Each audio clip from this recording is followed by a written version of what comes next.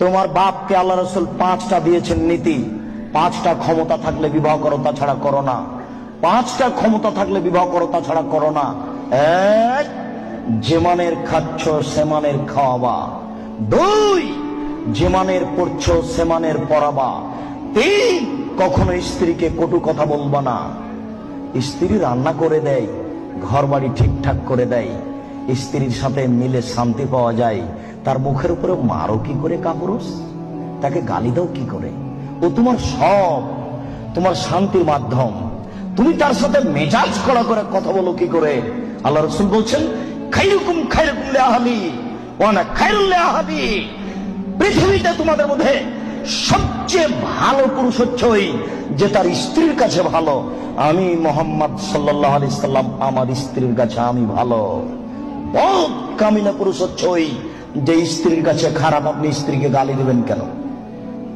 আপনি স্ত্রীকে কটু কথা বলবেন কেন? কেন আপনি স্ত্রীকে কটু কথা বলবেন? কখনো না।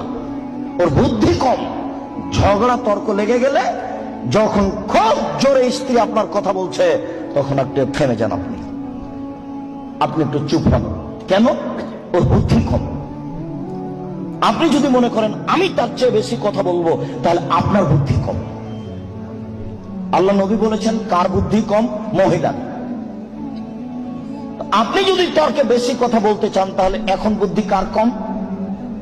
আপনার কম। কেন আপনি তর্ক লাগলেন তার সাথে? খুব জোরে বলছে, আপনি চুপ হন, কটু কথা বলতে পারবেন না। অন্তত 3টে কথা মনে রাখবেন।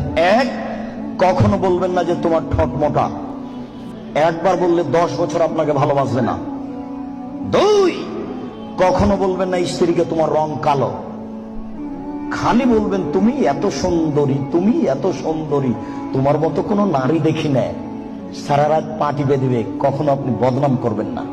3, ভুলেও কখন শ্বশুর শাশুড়ির নিন্দা করবেন না। হ্যাঁ, তোর বাপ অমানুষ, টাকা দিতে চায় দেয়নি, এরকম কোন কথা বলবেন না। একবার শ্বশুর শাশুড়ির নিন্দা করলে আপনার স্ত্রী মরা পর্যন্ত কোনোদিন আপনাকে ভালোবাসবে না।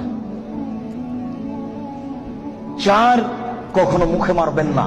5, ওলা তাতরু খাইল্লা ফিল বাইতে, আপনার স্ত্রীকে নিজের বাড়ি ছাড়া কোথাও থাকতে দিবেন না, কোথাও যেতে দিবেন না।